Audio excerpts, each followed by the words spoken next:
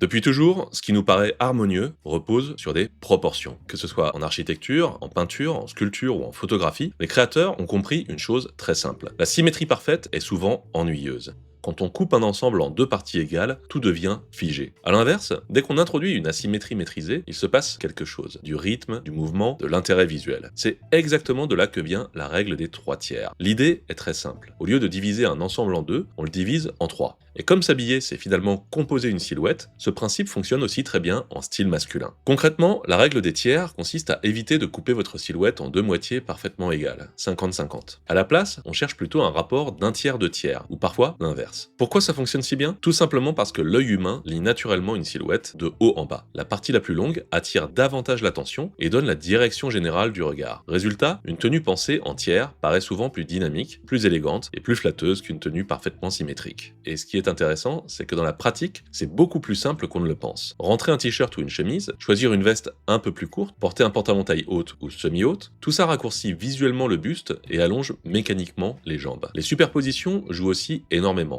Un manteau long crée déjà un nouveau rapport entre le haut et le bas du corps. Des manches retroussées ajoutent encore une autre proportion. Chaque détail participe à la composition globale, un peu comme dans une œuvre visuelle bien construite. En général, le ratio le plus recherché, c'est un tiers en haut et deux tiers en bas. Il allonge visuellement la silhouette, donne plus de verticalité et fonctionne très bien sur beaucoup de morphologies, notamment les silhouettes plus compactes. Mais ce n'est pas une règle universelle. Parfois, l'inverse est plus juste. Si vous avez un buste court, par exemple, un manteau long ou une veste structurée peut très bien fonctionner. L'important, ce n'est pas la formule, c'est l'intention. Il y a aussi un détail que beaucoup de gens négligent et qui change pourtant énormément les choses. L'endroit exact où les vêtements s'arrêtent.